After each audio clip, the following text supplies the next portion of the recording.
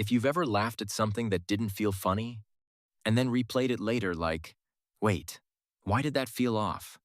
This is for you, because the most dangerous red flags don't look dramatic. They look charming. They text back fast. They post you early. They say all the right things. And your nervous system is quietly filing complaints you keep ignoring. Let's talk about the signals that don't whisper. They escalate. First pattern, intensity that feels flattering. They call you their future in week 2. They've never felt this way by date 3. Pet names, big promises, emotional fireworks. It feels magical, but real intimacy grows. It doesn't speedrun commitment like it's trying to unlock a trophy. Fast attachment isn't romance. It's acceleration before inspection. Next, isolation disguised as closeness. Suddenly your friends are jealous. Your family is negative. Group plans create arguments. You slowly become easier to reach because you have fewer people left. That's not bonding. That's narrowing your exit routes. Then comes accountability evasion. Every conflict somehow bends back to you. They apologize, but there's always a, "you made me." They cheat, but you weren't attentive enough.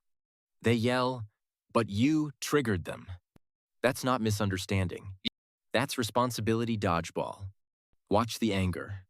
If small inconveniences create big explosions, you're not dating passion. You're dating poor regulation. Traffic, a wrong order, a delayed reply. If those cause meltdowns, imagine illness, money, stress, real loss. Now the control signals. They want your passwords for trust. They track your location for safety. They comment on your clothes to help you look better. Control rarely introduces itself as control. It says, "I just care." Look at how they treat people who can't benefit them. Waiters, drivers, strangers. If they're kind upward and cruel downward, that preview is not random. That's hierarchy thinking. Pay attention to how they speak about their exes. If every single one was crazy, notice the only common denominator. Pressure around intimacy? That's not chemistry. Respect does not rush. Silent treatment after disagreement? That's not space. That's punishment. Mocking your goals? That's insecurity wearing sarcasm. Monitoring your money? That's not partnership. That's leverage.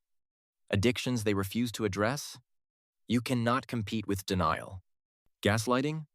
If you leave conversations questioning your memory, that confusion is manufactured. Threats of self-harm if you leave? That's emotional hostage-taking.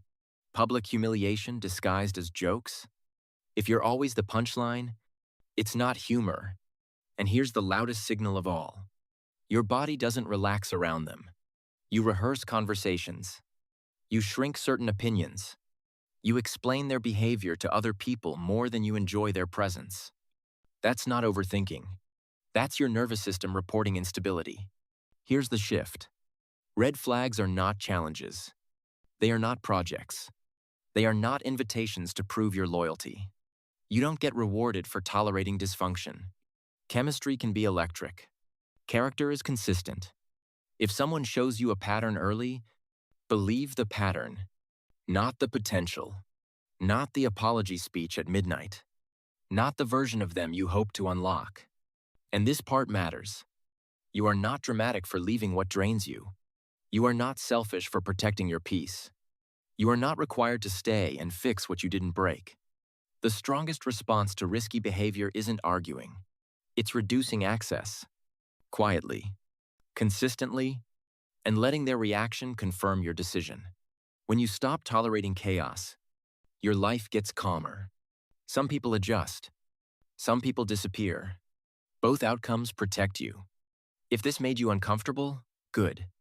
Discomfort is clarity in disguise. Don't argue with your intuition just because you like the storyline. Subscribe to LoveLens. Clarity changes everything.